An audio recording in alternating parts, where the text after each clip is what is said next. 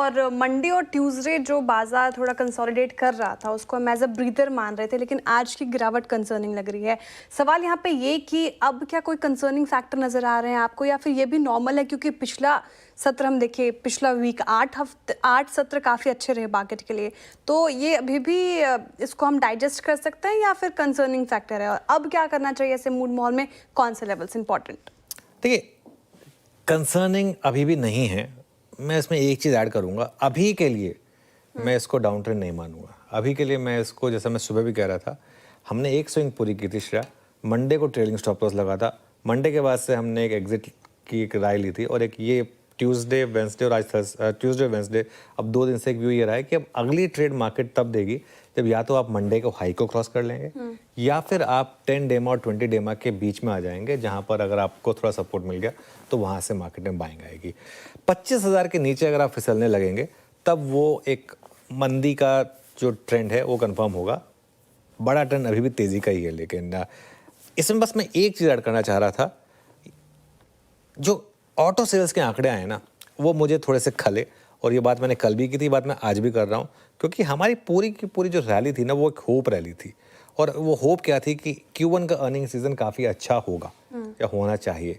At least auto sales देखकर तो वो नहीं लग रहा है, तो वो थोड़ा सा एक मार्केट के लिए एक थोड़ा सा नेगेटिव है ना, क्योंकि जैसा मैं कह रहा हूँ अब तक ये होप रैली थी, लेकिन डेटा से अगर सपोर्ट नहीं मिलेगा तो फिर दिक्कत बढ़ेगी बेसिकली।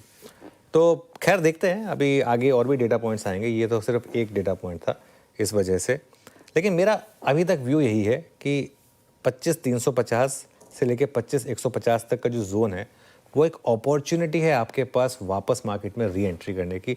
अगर आपने पिछली रैली मिस की थी, ये मार्केट ऐसा नहीं है कि बस ऊपर तक गया और उसके बाद वापस कोलैप्स हो जाएगा। मार्केट में बड़ा मूव शुरू हो चुका था, अब थोड़ा सा कंसोलिडेशन करेक्शन है, कोई दिक्कत की बात नहीं है।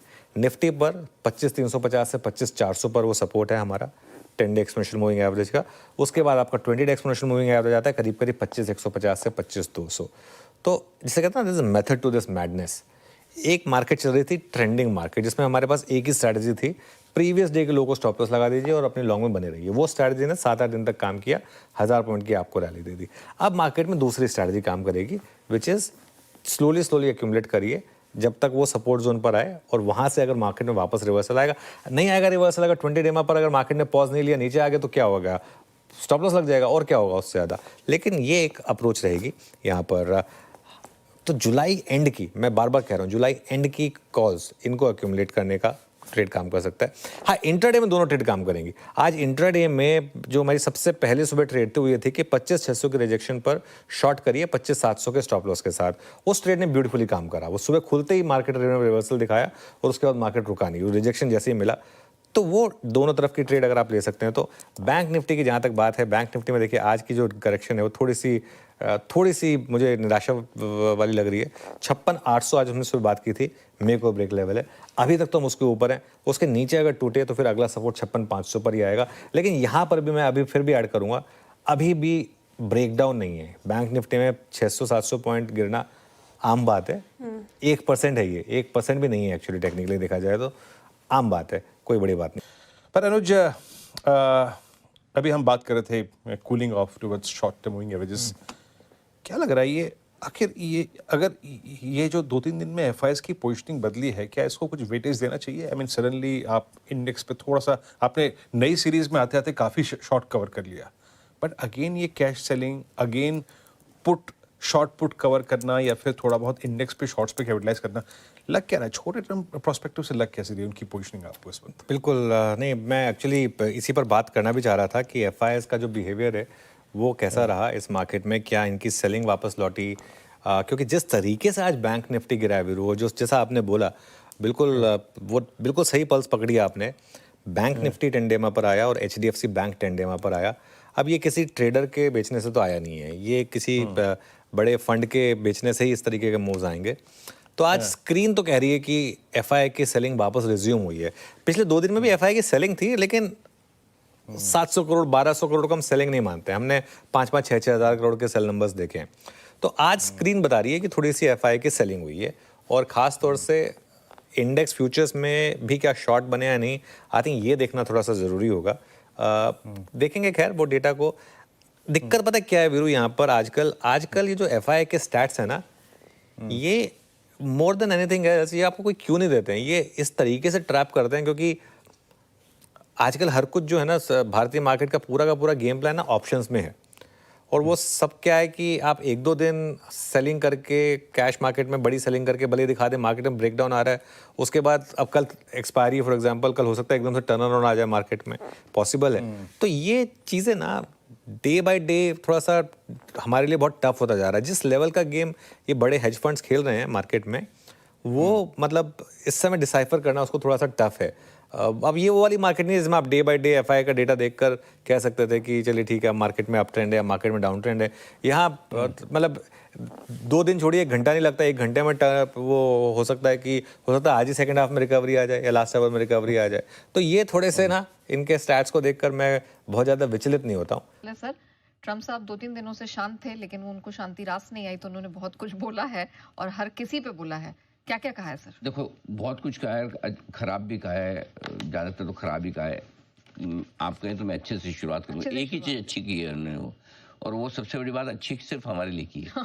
तो हमारे लिए जो अच्छी बात कही है वो उन्होंने, वो मैं पहले बता दूं, जो काम की भी हमारे लिए तो वही है। बाकी दूसरों को कुछ भी कहे करे, हमें कौन सा बड़ा फर्क पड़ता है, हमारे लिए क्या कहे क्या करे वो बड़ा फर्क पड़ता है। तो पहली चीज़ ये कि भारत के साथ एकदम खास डील करेंगे, खास, एकदम खास, बढ़िया वाली। और कहा कि भारत पर बेहद कम टैरिफ होंगे। गजब। और एक और बात ये कि अभी भारत किसी को भी स्वीकार नहीं करता है, लेकिन अगर भारत सहमत हुआ तो हम बहुत कम टैरिफ वाला डील करेंगे। अब ये थोड़ा सा विरोधाभास वाला, बोले अभी उन्होंने जो टर्म्स कंडीशन दी वो भारत ने स्वीकार नहीं किए, लेकिन अगर वो भारत स्वीकार कर, अब भारत तो स्वीकार कर लेगा, कम टैरिफ वाली करो तो कर ही लेंगे ना। अब कम टैरिफ वो बड़ा सब्जेक्टिव है ना, उनके हिसाब से कम टैरिफ हमारे हिसाब से बहुत ज़्यादा है। जो आदमी किसी पे 150% टैरिफ लगा दे उसको तो 15% भी ज़्यादा कम लगता होगा, हमें तो 15% भी ज़्यादा लगता है। तो मुझे लगता है भारत सरकार कोशिश करी होगी कहीं कहीं 5% या इसके आसपास या इसके नीचे की टैरिफ से काम चल जाए। ट्रम्प 10% या उसके ऊपर का चाहते होंगे। अब इसी पे लेकर बातचीत चल रही है, हमारे प्रतिनिधि वहाँ हैं, लगे हुए हैं, बातचीत कर रहे हैं, दोनों देशों के अधिकारियों के बीच में, मंत्रियों के लेवल पर चल रहा है। लेकिन चलिए, एक अच्छी बात यह है कि वो डील को लेकर उत्साहित है। एक बार जरा सुनिए क्या ट्रम्प साहब ने क्या कहा, उन्हीं की अंग्रेजी में सुनिए। I think we're going to have a deal with India, possibly, and that's going to be a different kind of a deal. It's going to be a deal where we're able to go in and compete. Right now, India doesn't accept anybody in. I think India is going to do that, and if they do that, we're going to have a deal for much less tariff. चलिए, तो ये तो एक बड़ा development है sir, लेकिन जो थोड़ी बुरी बातें हैं वो भी हाँ, वो बता दो। पहली बुरी कम बुरी दोनों चीज़ें हैं। तो पहली चीज़ तो ये कि ट्रम्प का बिग ब्यूटीफुल बिल वो सीनेट ने पास किया है। यहाँ पर उपराष्ट्रपति जेडी वेंस के वोट से बिल पास हो गया। जेडी वेंस नहीं होते तो ट्रम्प साहब, मतलब होते तो कोई और होता, खैर उपराष्ट्रपति ने उनके फेवर में वोट किया तो एक ही वोट से उनका बिल पास हुआ है। कैसी जान अटकी हुई रही होगी, सोचो उनकी। एक तो अब ये बिल निचले सदन में आएगा। हमारे यहाँ निचले से ऊपर के सदन में आता है, वहाँ उल्टी गंगा बहती है। ऊपरी सदन से अब नीचे में आएगा और वहाँ पे थोड़ा मुश्किल पड़ेगा ट्रम्प को बिल पास कराना, क्योंकि वहाँ पर क्लियर कट मेजोरिटी है नहीं। और उनके खुद के लोग भी, अब आप देखो नहीं, यहाँ पे बड़ी मुश्किल से पास हुआ। इसका मतलब उनके सारे लोग भी पसंद नहीं कर रहे हैं इस बिल को। तो देखते हैं आगे क्या कुछ होता है। तो ये एक डेवलपमेंट है जिस पर आपको ध्यान में रखना है। इसके अलावा जो उनके सबसे गहरे दोस्त, जो अब सबसे बड़े दुश्मन बनने जा रहे हैं, एलन मस्क, उनको दिल खोल कर धमकियां दी है। मतलब धमकियां भी ऐसा, मतलब जो वो बॉलीवुड फिल्म में गली के गुंडे नहीं जाते हैं, तेरी दुकान बंद करवा दूंगा, तुझे वापस गांव भेज दूंगा, है ना। मतलब कोई बाहर से आया और मुंबई में सेटल हो रहा, उसको बोले गली का गुंडा बोले तुझे वापस तेरे गांव भेज दूंगा। यही बोला है। हाँ, ऐसे ही बोला है, बिल्कुल। हाँ, उन्होंने साफ ये कहा है मस्को कि आपको दुकान बंद करके वापस दक्षिण अफ्रीका जाना पड़ सकता है। ये भी कहा कि आज तक सबसे ज़्यादा सब्सिडी एलन मस्क ने उठाई है पूरी अमेरिका से। बोले कि जब एलन मस्क ने मुझे सपोर्ट किया तब भी उनको पता था मैं इलेक्ट्रिक व्हीकल्स के खिलाफ हूँ। ये तो खैर सबको पता है, ये तो हमको भी पता था कि कैसे मस्क उसके साथ आए। सबको ये लग रहा था मस्क आए इसीलिए होंगे कि थोड़ा अपने फेवर में कर ले। लेकिन ट्रम्प का फोकस पूरी तरह से शेल गैस पे, इस पे है सारा है कि उनको पेट्रोल, डीजल, ये क्रूड वगैरह, उनके प्रोडक्शन में उनको ज़्यादा इंटरेस्ट है, फॉसिल फ्यूल जिसको बोलते हैं। तो शायद उस समय सबको लगा कि मस्क साथ में आने तो ट्रम्प का रुख नरम पड़ेगा। हो सकता है मस्क वापस भी दूर इसीलिए हुए हों कि इतना सपोर्ट करने के तुम्हें प्रेसिडेंट बनाने के बावजूद अगर तुम मेरा भला नहीं कर रहे हो तो फिर कहीं ना कहीं मतभेद तो होंगे, कुछ भी हो। एक और चीज़ इंटरेस्टिंग ये कि आप ईवी खरीदना जो लोग चाहें खरीदें, लेकिन आप मजबूर मत करिए उनको खरीदने के लिए, और अनाप शनाप सब्सिडी मत मांगिए। और उन्होंने कहा कि अगर मैं सब्सिडी देना बंद कर दूं तो न तो आपका कोई रॉकेट लॉन्च होगा, न कोई सैटेलाइट लॉन्च होगा, न इलेक्ट्रिक व्हीकल आपके बनेंगे, अमेरिका के बहुत पैसे बचेंगे। तो बात पैसे बचाने की आ गई है, बात मतलब इस लेवल की दुश्मनी तक आ गई है, तो दुश्मनी तो भारी है। और मेरे ख्याल से दुश्मनी भारी तब से वो हुई है जब से वो मस्त ने बोला कि मैं भी एक पार्टी बनाऊंगा। हाँ। कुछ नई अमेरिकन पार्टी, कुछ तो नाम दिया था भगवान जाने ऐसा। तो तगड़ी वाली धमकी है ये, मतलब अब तक की धमकियों में सबसे शानदार वाली धमकी है।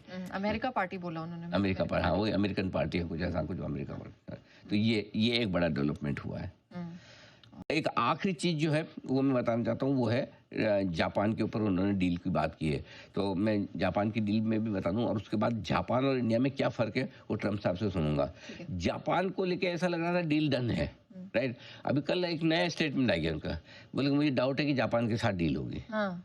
वो मतलब होती रहेगी। इसलिए मैं भी क्या है कि इंडिया की बात भी करें तो मैं बहुत ज़्यादा अति उत्साहित नहीं हो रहा।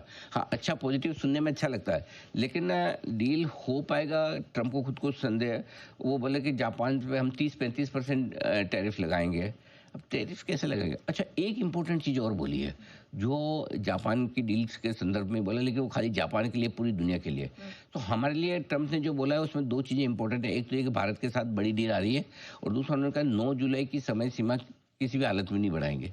जबकि 2 दिन पहले आपको पता है अमेरिकी बाजार इसीलिए दौड़े थे कि शायद सीमा बढ़ा सकते, लेकिन वो खाली जापान के लिए नहीं बोला, वो सबके लिए बोला है कि भाई मैं 9 जुलाई डेडलाइन मीन्स डेडलाइन।